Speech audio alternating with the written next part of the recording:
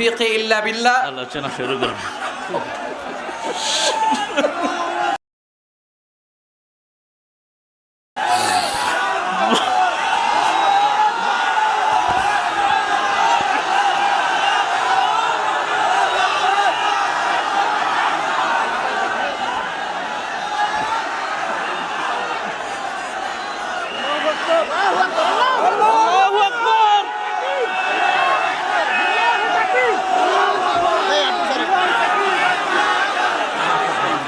পাশে কোনো লোক আসতে দেওয়া যাবে না।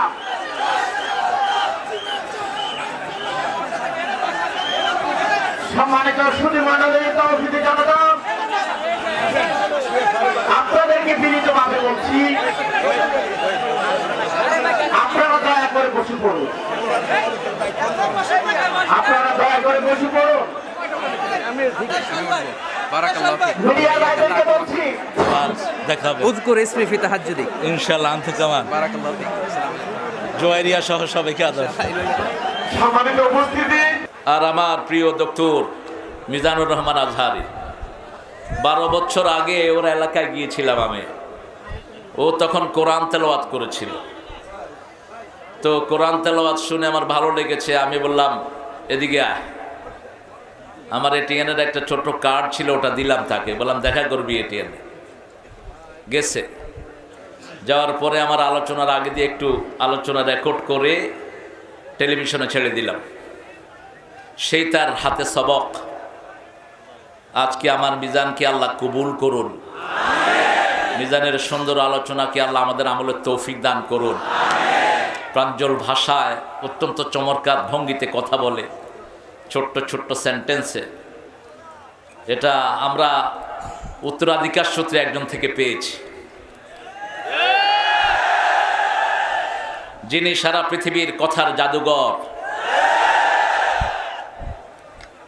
মিজান আমাকে অনেক ভালোবাসে এবং ফোনেও সে যখন কথা বলে আমাকে বলে হুব্বুকা ফিল্লাহ, আমি আপনাকে আল্লাহর জন্য ভালোবাসি।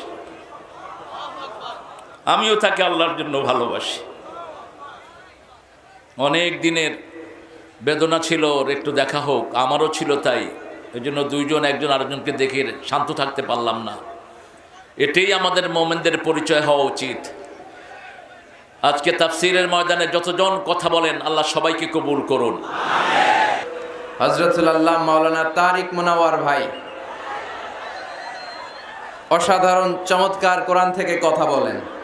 যাদেরকে দেখে দেখে আমরা কথা শিখেছি, যাদের অনুপ্রেরণায় এই কোরআনের ময়দানে আমরা এসেছি, তাদের মধ্য থেকে অন্যতম হচ্ছেন আমার শ্রদ্ধাভাজন বড় ভাই আল্লামা তারিক মুনাওয়ার ভাই।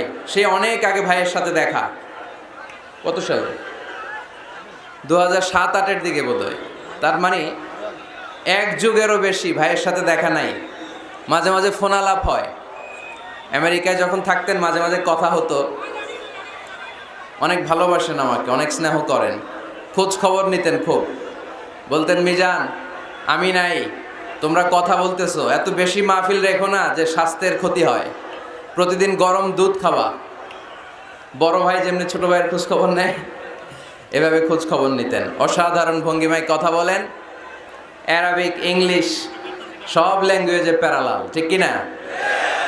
3টি বছর বাংলাদেশের তাওহীদি জনতা ওনার কোরআনের এই বাণী থেকে মাহরুম ছিল। আবারও আমাদের প্রিয় বক্তা আমাদের মাঝে ফিরে এসেছে। আমরা সবাই পড়ি আলহামদুলিল্লাহ।